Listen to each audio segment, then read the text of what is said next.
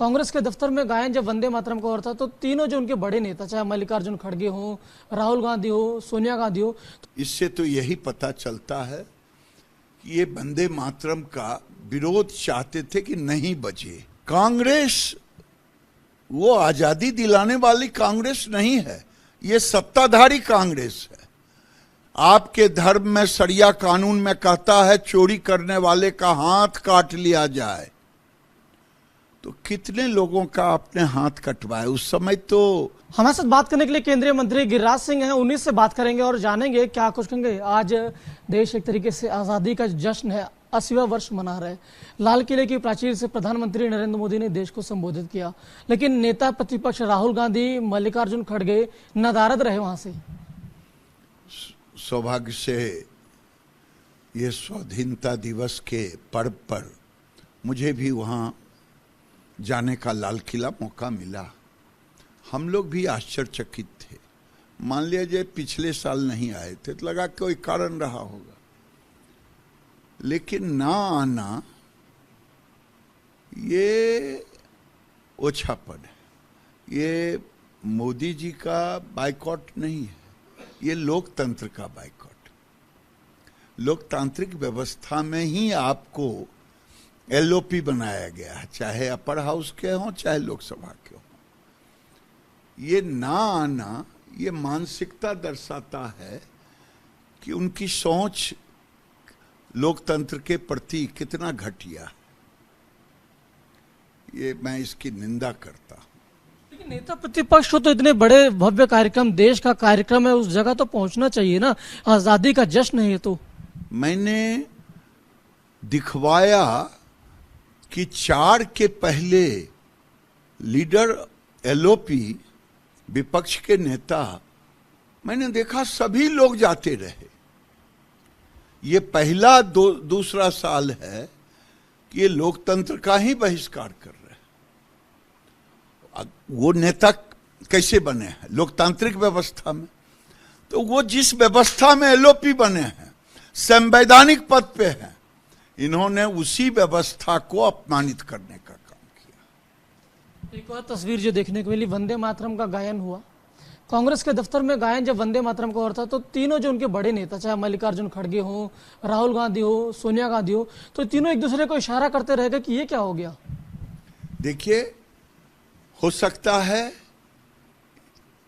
इनके ध्यान में नहीं दिया हो और ये वंदे मातरम के विरोध में।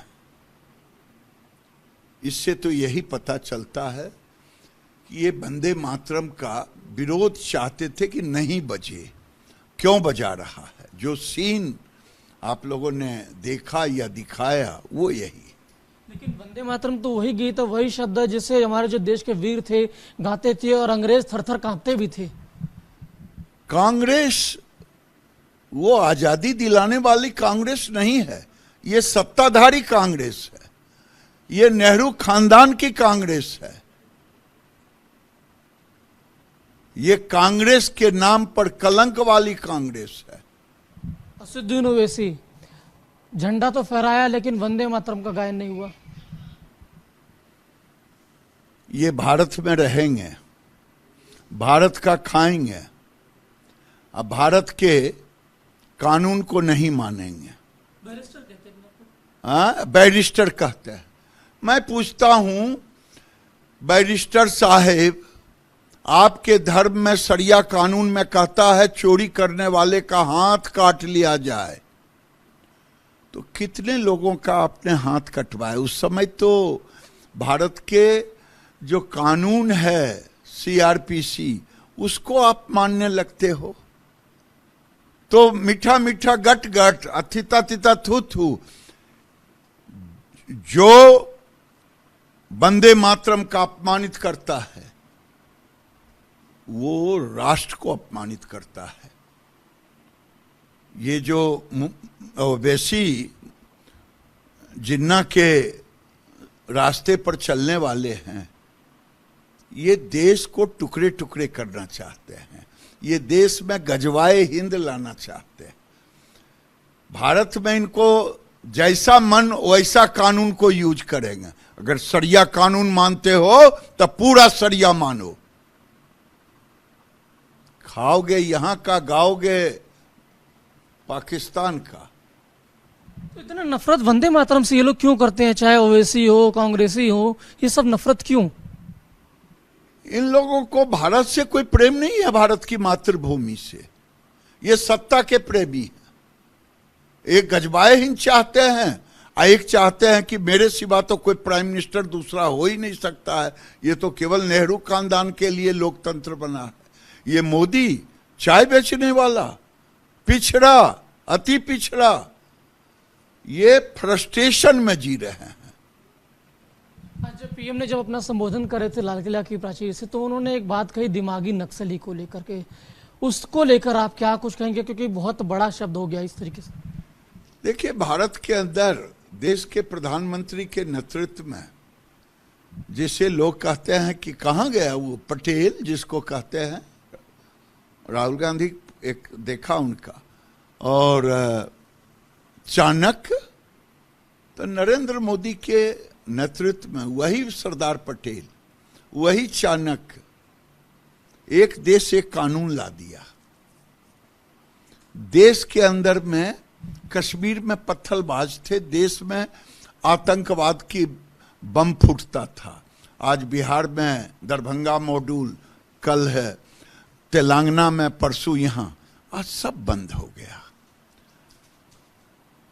ये जो नक्सलवाद, उग्रवाद है, ये 99% समाप्त हो गया। लेकिन ये अर्बन नक्सल जो देश को तबाह और बर्बाद करना चाहते हैं। अब देखिए, एक तेलचट्टा पार्टी है, तेलचट्टा ने झारखंड में नहीं गया, अब बीसीआई का जरा सा हुआ वहां फुदुक गया। ये मानसिकता बताता है, न पंजाब गया न कर्नाटक गया, गया बीसीआई में। जब ये जंतर मंतर के बाद उसका देखिए बीसीआई, हम तो प्रेशर ग्रुप है, प्रेशर ग्रुप नहीं है, ये वही लोग हैं जो अर्बन नक्सल हैं। अर्बन नक्सल तो नाम नहीं लूंगा, जो सदन को गाली देते, सदन के बाहर संविधान को गाली देते, वही लोग अर्बन नक्सल है।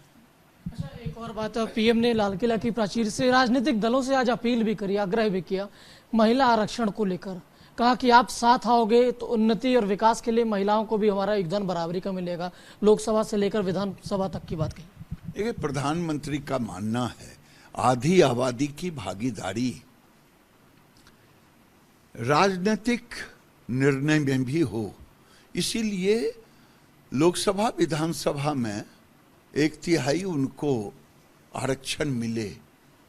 और इसीलिए उन्होंने पूरे देश के तमाम पार्टियों से कहा कि आप आओ, समर्थन दो आधी आबादी के लिए। और देखा होगा उन्होंने सेल्फ हेल्प ग्रुप को कहा कि 10-11 करोड़ हैं देश में, जिसमें 10 करोड़ में 3 करोड़ से ऊपर हो गए, 6 करोड़ का टोटल लिया। उनका मानना है कि जब महिला आत्मनिर्भर होगी तो हमारा देश तरक्की करेगा।